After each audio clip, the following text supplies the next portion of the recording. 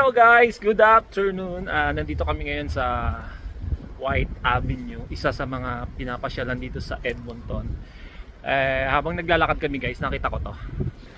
Ayan, kung nakikita nyo yan guys, tattoo shop. So try natin guys mag-inquire kunwari kung magkano. Try natin kung mura, magpapatato ako. Nakakatuwa guys kasi wala naman ng plano magpatato, biglang magka-idea magpatato, no? So first time ko magpatato dito guys sa Edmonton, Canada. Ayan guys, itsura ng ano nila, tattoo shop nila dito. Medyo mahal din siya kasi nga 100 minimum nila, so 4,001. So tingnan ko lang guys kung anong kakalabasan sa tattoo, no? Biglang napagpatato ulit. Ano ba yan?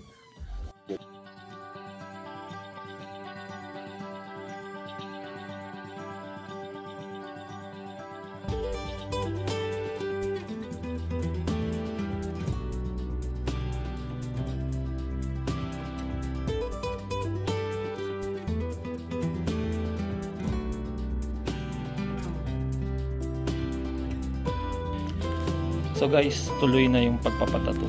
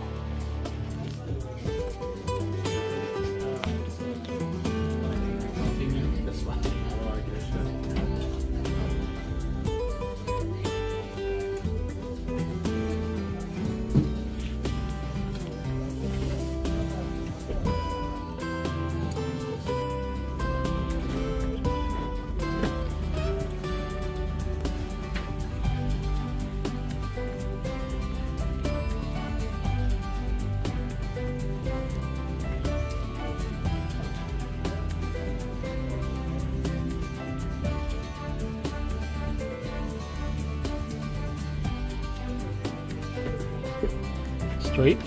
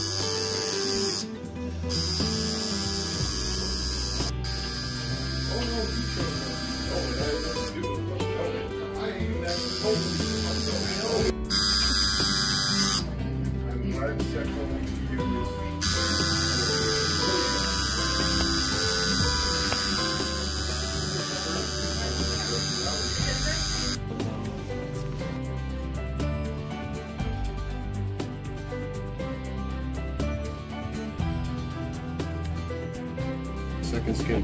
Okay. So ayan guys, nag-review sa inyo. 1983. Ayan yung year. Kailan ako pinag. So guys, ayun, tapos na ako magpatato. Ayan o. So walang kaplano-plano to guys. Sabi ko pupunta lang dito kasi maglalakad-lakad lang kami kasi wala kaming ginagawa ngayon, Sunday dito.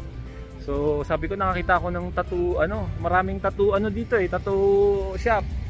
So sabi ko sige, puntahan muna tayo doon. Tingnan lang natin kung magkano. Biglang nagpa-tattoo ako guys. So ganun na second skin. Yeah. So ayan guys, gusto ko lang i-share sa inyo, no, yung mga papunta dito na may mga tattoo na magplano ng magpatato. So ang binayaran ko ngayon guys is $105.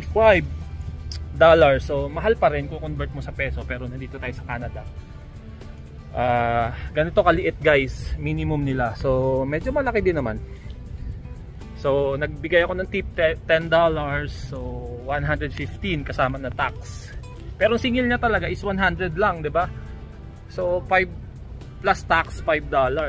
So yun guys, ganyan ang bayaran dito ng mga tattoo nila, no? Paano kung malaki pa? So by oras dito kasi guys. Kaya ayun. Nasa white ka. Sinabi ko na, di ba? So ito guys yung White Avenue, isa sa ano to guys, isa sa mga gimikan dito sa Edmonton. Yan. Kaso umuulan. So ayan guys, ito yung first ever na tattoo ko sa Canada since dumating ako dito. Ayan guys. May second skin yan guys, so ayan parang sticker. So ayan siya, dumudugo na siya, kanina hindi siya dumudugo. So galing guys, ang galing. Paggastos lang wala sa oras guys. Guys, 2 years ko dito sa Edmonton, Canada, no? Ngayon lang ako nakakita ng mga matataas na building na parang nasa BGC, nasa Makati. Ayan guys, oh. Ayan. So parang ngayon lang ako nakakita ng building guys.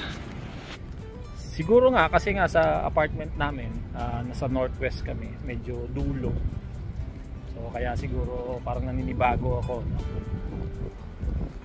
Sarap ng lamig dito guys, kayang-kaya para ka lang nasa Tagaytay or Baguio, no? So maganda dito pag may bike. So ito na guys, yung ano ko, yung tattoo ko guys, nadugo na siya, oh. Next time guys, magpapatattoo ako dito sa noo. JB Orera. Nandito kami ngayon guys sa downtown na to, no? Downtown Edmonton.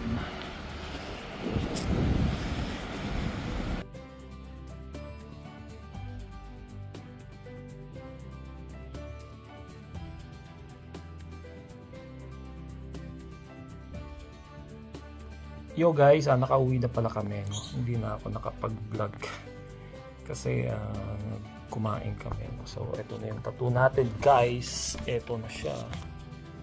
Yan, madugo-dugo na. So nilagyan nila ng plastic skin guys para hindi ma-infection. So yun guys, thank you sa panonood nyo. See you sa next vlog ko. Bye bye, peace.